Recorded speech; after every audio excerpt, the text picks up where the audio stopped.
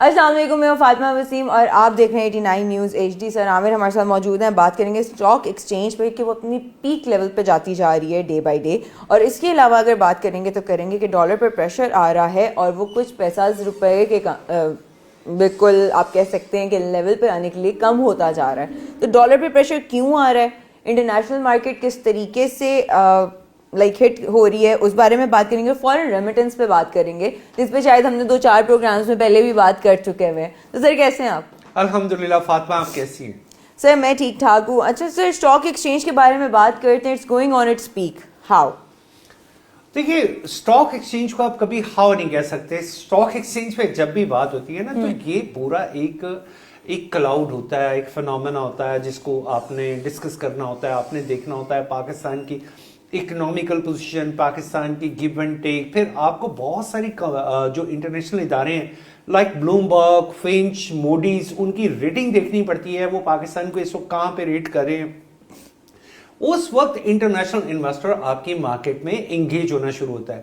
اب ہم یہ کہہ رہے ہیں کہ جو روزانہ اسٹاک ایکسچینج جمپ کر رہی ہے، روزانہ کر رہی ہے، اٹ از اے فیکٹ، بالکل جمپ کر رہی ہے، اور یہ ایک کلیئر انڈیکیٹر ہے۔ کلیئر انڈیکیٹر اس لیے ہوتا ہے کہ یہ ایک ون مین ڈیسیژن نہیں ہوتا، آپ اسے آرٹیفیشل بوم کبھی بھی نہیں کہہ سکتے۔ اکثر لوگ کہہ دیتے ہیں جی وہ بینک سے آرٹیفیشل بوم دے رہے، یہ کون سا آرٹیفیشل بوم ہے کہ جو روزانہ اگر 2 دن پہلے یا 1 دن پہلے 4000 پوائنٹس اپ کیا، اور 1 پوائنٹ کا مطلب کروڑوں روپے ہوتا ہے، اور 4000 پوائنٹ کا کیا مطلب ہے؟ آپ اس کا والیوم دیکھیں کہ والیوم کتنا بڑھتا جا رہا ہے۔ اگر والیوم بڑھ رہا ہے تو then definitely we should say کہ Pakistan is heading towards its economical strength، اور وہ اکنامیکل اسٹرینتھ آپ کو سب سے پہلے کہاں نظر آتی ہے؟ اب اسی سے باقی چیزوں کو ریلیٹ کرتی ہے نا فاطمہ، جیسے آپ کی جیسے اسٹاک ایکسچینج اوپر جا رہی ہے، اب 21+ بلین ڈالر آپ پہنچ چکے ہیں، اور پھر پریڈکشنز آر آلویز دیئر کہ آپ شاید مارچ تک 25 بلین ڈالر کراس کر جائیں،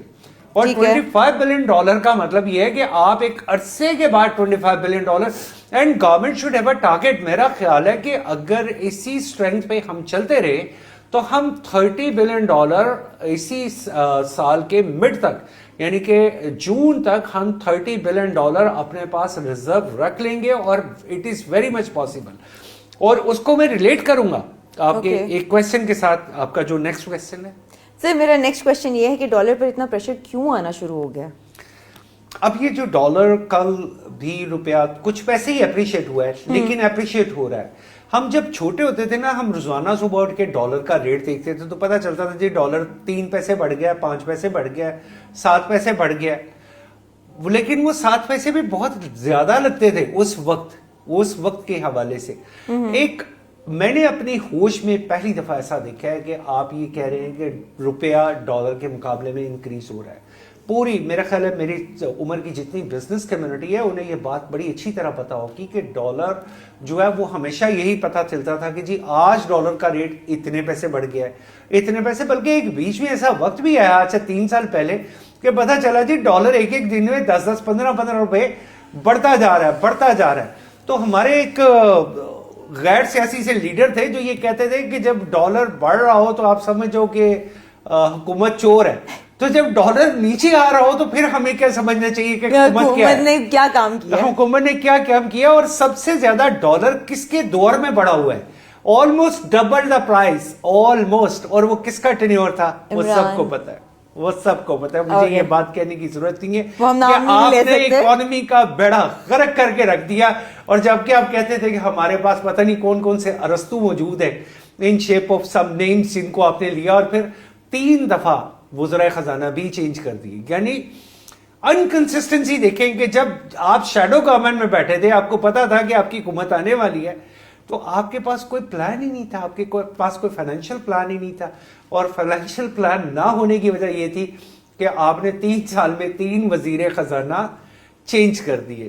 تو اینی وے، اب روپیہ جو کہ اٹ از اپریشیٹنگ، اور جب بھی میں بات کرتا ہوں تو بہت سارے نام ایسے بھی آ جاتے ہیں کہ وہ پھر میرے ساتھ ایک جنگ شروع کر دیتے ہیں کہ ہاؤ یو کین پریڈکٹ کہ ڈالر جو ہے وہ نیچے آئے گا، جبکہ کنٹینیوسلی ڈالر نیچے آ رہا ہے فاطمہ، یہ نیچے آ رہا ہے، اور my prediction is always there, it will be somewhere ویئر 270 اور 260 روپیز۔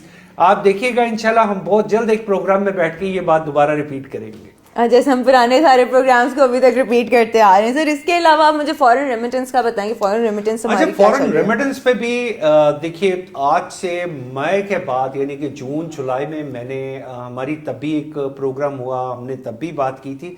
मेरी प्रोडिक्शन ये थी कि पाकिस्तान के फॉरेन रेमिटेंस में 20% तक जंप आ सकता है, और आज की अगर आप परसेंटेज लगाएं तो it is somewhere like 14-15% jump आ चुका है आज के दिन में, यानी with in these 3 months 4 months जो हमारे पिछले जब हमने बात की थी, विद इन दैट 3 months इतना जंप आ चुका है। और मैं ये प्रिडिक्ट कर रहा हूं कि अगर गवर्नमेंट थोड़ा सा इस सिलसिले को और रेगुलराइज करवा दे तो ये जंप 20% नहीं रह जाएगा, बल्कि ये 20% से अबव हो जाएगा। राइट। और अगर इतना बड़ा जंप आ जाता है हमारी इकोनॉमी में, हमारी फॉरेन रेमिटेंस में, तो हमारे जो करंट डेफिसिट है जिसको लेके हम अभी हुकूमत परेशान है, वैसे बेसिकली तो हुकूमत थोड़ी सी परेशान भी है, हमारा करंट डेफिसिट बढ़ रहा है, लेकिन अगर उसको हमें बैलेंस करना है तो we need to adopt this way. ये अगर फॉरेन रेमिटेंस एक वो इतना बड़ा टूल है, अदरवाइज फातिमा सच्ची बात यह है कि हमने पिछले almost somewhere like 10 to 15 years हमारी एक्सपोर्ट्स वैसे बढ़ ही नहीं पाई हैं जितनी बढ़नी चाहिए थी। हम आज से 10-12 साल पहले अगर $25 बिलियन पे थे तो आज हमें we would have cross at least $50-60 billion export. लेकिन ये इस पे भी किसी दिन एक खास प्रोग्राम करेंगे जिसमें हम इसी टॉपिक को डिस्कस करेंगे। ठीक है सर। अब जो इस वक्त इकोनॉमी हमारी चल रही है पाकिस्तान की और इंटरनेशनल इकोनॉमी में, अब क्या डिफरेंस आता जा रहा है? कितनी डिप्रिशिएट हो चुकी है हमारी इकोनॉमी?